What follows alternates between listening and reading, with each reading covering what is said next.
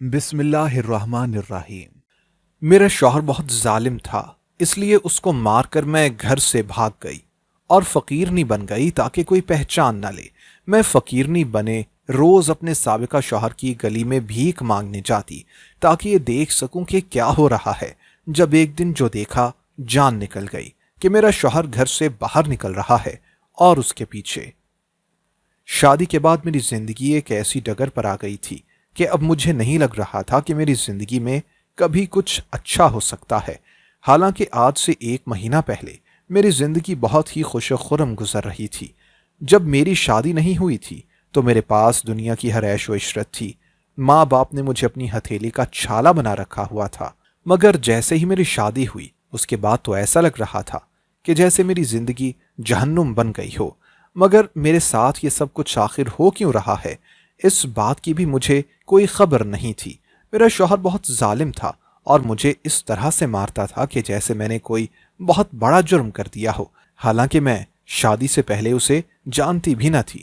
میرے ماں باپ نے خود اسے میرے لیے پسند کر کے شادی کروائی تھی، لیکن اس کے باوجود وہ مجھ پر غلط الزامات لگاتا، وہ مجھے بہت مارتا پیٹتا، اور اس نے مجھے میرے ماں باپ سے ملنے کی اجازت بھی نہ دی تھی، کیونکہ اگر میں اپنے ماں باپ سے ملتی اور ان کو بتاتی کہ وہ مجھ پر ظلم کرتا ہے تو ضرور میرے ماں باپ اس کے خلاف کیس کروا دیتے۔ اسی وجہ سے شاید وہ مجھے ماں باپ کے ساتھ ملوانے سے ڈرتا تھا۔ اس نے مجھے گھر میں قید کر کے رکھا ہوا تھا۔ میں بہت زیادہ تنگ آ چکی تھی۔ کام سے واپس آنے کے بعد اس کا یہی کام تھا کہ اس نے گھر میں نہ تو کھانا کھانا تھا، بس مجھے مارنا تھا، جسے اس ظالم نے بس اپنی روٹین بنا رکھا تھا۔ اور پھر مجھے اس کے ظلم نے بہت زیادہ غصہ دلا دیا، اور ایک دن جب وہ گھر واپس آیا تو میں نے ایک بہت بڑا ڈنڈا اس کے سر پر دے مارا، اور اس طرح میں نے کئی ڈنڈے اس کے سر پر مارے تو وہ مر گیا اور میں گھر سے بھاگ گئی۔ لیکن میں اپنے ماں باپ کے گھر جانے کے بجائے فقیرنی بن گئی تاکہ کوئی مجھے پہچان نہ لے۔ میں فقیرنی بنے روز اپنے سابقہ شوہر کی گلی بھیک مانگنے چلی جاتی تاکہ یہ دیکھ سکوں کہ آخر ہو کیا رہا ہے۔ جب ایک دن جو نظارہ میری آنکھوں نے دیکھا، اس کے بعد مانو میرے جسم سے جان ہی نکل گئی۔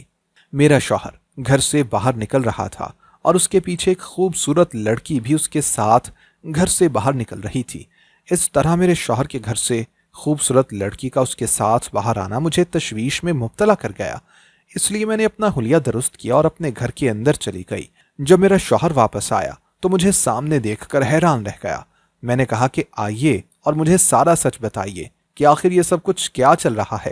تو الٹا وہ مجھ پر روب جمانے لگا اور کہنے لگا کہ تم تو مجھے مرا ہوا سمجھ کر چلی گئی تھی اور تم نے میرا قتل کرنے کی بھی کوشش کی تھی۔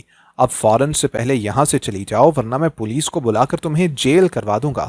اس بار اس کی دھمکی کا مجھ پر ذرہ برابر بھی اثر نہ ہوا۔ میں نے کہا کہ مجھے یہ جیل کی دھمکی بالکل بھی نہ دیں۔ آپ اپنی بیوی کو مارتے پیٹتے تھے، اگر میں نے ابھی اپنے ماں باپ کو یہ بتا دیا کہ آپ نے میرے ساتھ کیا کیا ہے، اس کے بعد آپ ساری زندگی جیل میں سڑیں گے۔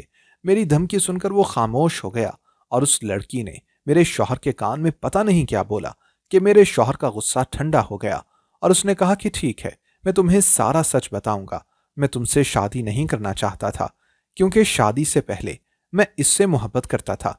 اس نے اپنے ساتھ کھڑی لڑکی کی طرف اشارہ کیا۔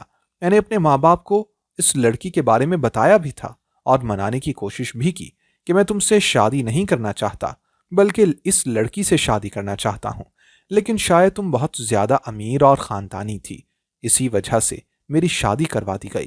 لیکن میں شادی کے بعد بھی اس لڑکی کو نہیں بھلا سکا، اسی لیے میں تمہارے ساتھ مار پیٹ کرتا تھا تاکہ تم تنگ آ کر یہاں سے چلی جاؤ، اور پھر تم نے وہی کیا۔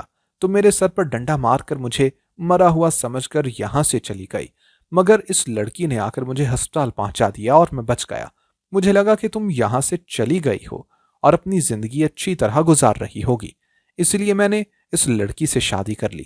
میں نے کہا ٹھیک ہے، اگر تم واقعی اس لڑکی سے محبت کرتے ہو تو مجھے طلاق دے دو، لیکن اگر تم شادی کے وقت بھی مجھے بتا دیتے کہ تم اس لڑکی سے محبت کرتے ہو اور مجھ سے شادی نہیں کرنا چاہتے تو شاید یہ نوبت ہی نہ آتی۔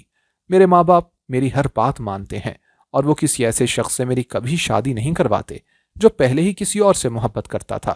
میں طلاق لے کر اپنے گھر آ گئی۔ میرے ضمیر سے یہ بہت بڑا بوجھ اتر گیا تھا، ورنہ آج سے پہلے میرا ضمیر مجھے کچوکے لگاتا تھا کہ میں نے اپنے ہی شوہر کا قتل کر دیا ہے۔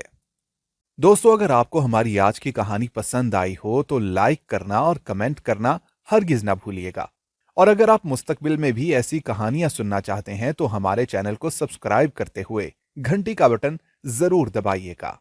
اللہ حافظ۔